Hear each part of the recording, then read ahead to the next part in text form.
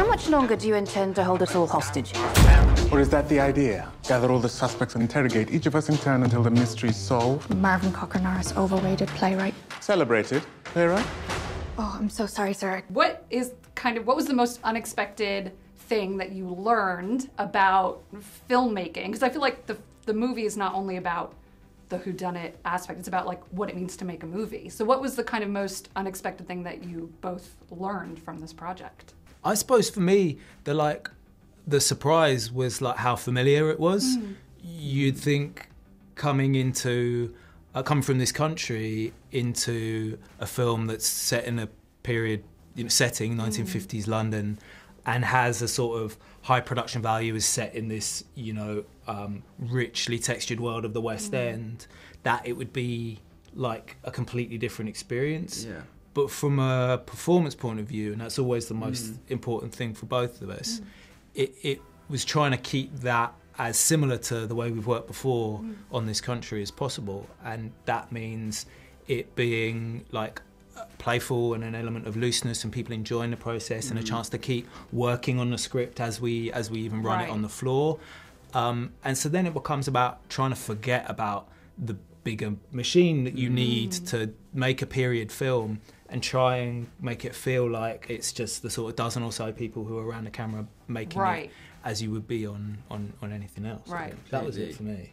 Yeah, totally. And it's just about, comedy is the ones where you've got strong characters and characters you believe in, that exist somewhere, and those are always the best comedies. And I think that's no matter what setting or period or format, it's, One of the things I think that I really enjoyed about it in particular was all of the different levels that it plays on, because obviously you've got the whodunit, and then you've got the period setting, and then you've got kind of a movie about making a movie of a play, and there's all of these layers in it. Yeah. As an actor, is it useful for you to think about all of those different layers when you're approaching your character, or is it more useful to just focus on the role and the stuff that's on the page? That's a good question. I think it's mostly the role, what's on the page, but I think that it is useful to get, anything that has to do with script analysis is useful. So knowing the script backwards and forwards. But yeah, I mean, it is a lot of layers to it, which make it very funny. But yeah, just kind of mainly playing the reality of the imaginary circumstances. I think one of the mentioning the reality is the trailer sort of doesn't reveal the heart that actually is. The trailer makes it seem like a lighthearted kind of physical comedy, but there's actually quite a lot of heart in the characters and their relationships. Yeah, that's good. What was it like fostering that with Saoirse Ronan in particular? Because obviously you two have the most on-screen together time. Well, Saoirse's a great actress, and she has a great deal of screen presence. And she's also a really wonderful person to be around, really funny and charming, and just a great girl, great lady. And she, I think that we had this 10-day rehearsal period, which was really useful, to mine a lot of stuff with that. And that built a lot of trust.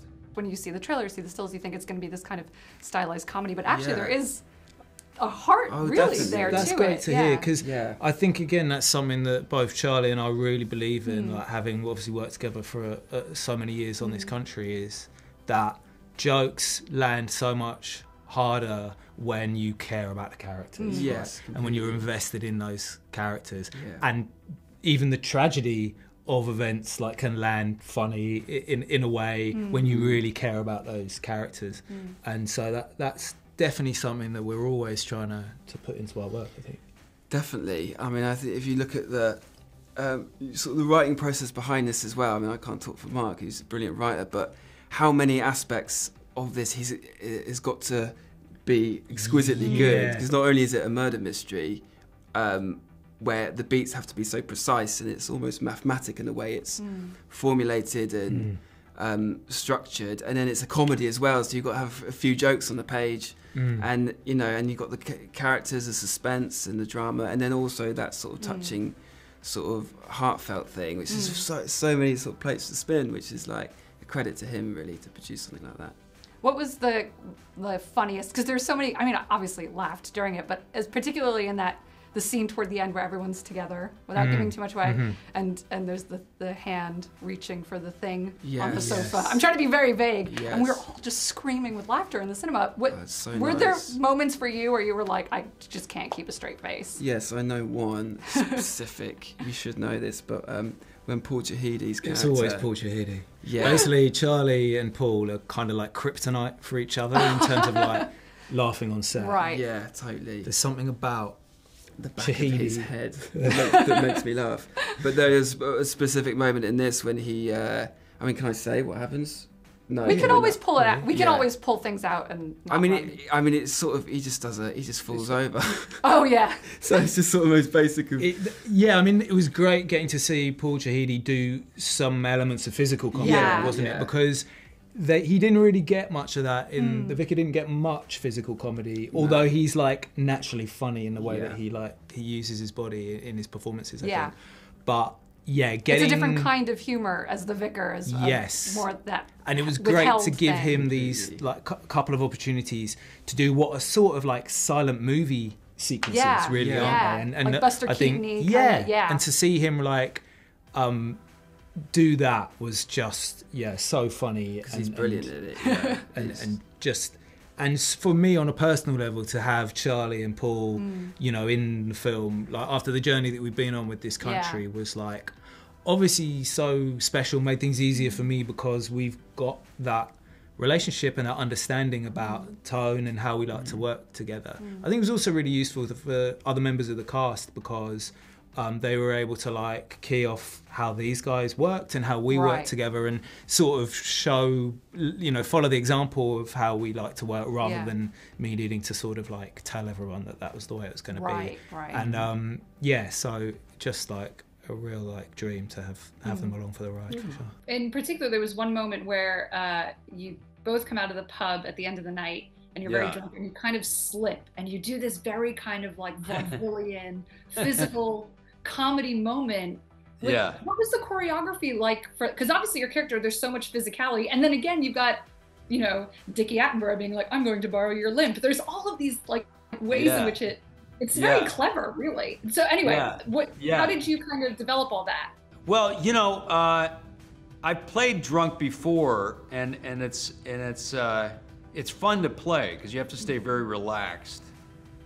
And so those pratfalls will come out of being really relaxed, out of the sort of jello that you become when you get to a state of relaxation. But yeah, I mean, Harris, who played Attenborough, I mean, he's lovely. He's great, man.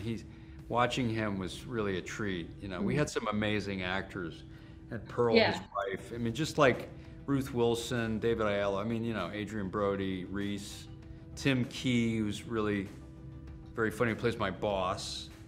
Yeah, there were a lot of, it's a very British cast. It's got this real, it was interesting as an American as well, for Adrian Brody to be doing the narration and the styles of comedy being so different.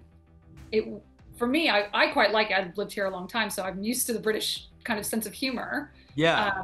What was it like for you playing the British sense of humor, not being British? Like, how did you balance those things? You know, it's funny. I watched a lot of British movies, obviously, and I did a Mike Leigh play like 30 years ago, in The Dumbwaiter. But I was watching the typical, you know, Mike Leigh and then Nil by Mouth and stuff like. But I was also watching, you know, misanthrope characters like Walter Matthau, Bad News Bears, or Denzel in Flight plays a really good drunk, and Educating Rita with Michael Caine, you know, and that kind of stuff. That was really helpful. Educating Rita was a helpful one to watch. Because your character's also the most serious, even though he's silly and drunk, he's also sort of the most serious out of everyone. Yeah. Yes, he is. Yeah. I think Tom, George, and I, the director, we talked about how he had to be a little bit of a blank slate, and that he is kind of the audience's perspective, and so. All this, he can't be too crazy because there's all this craziness happening around him.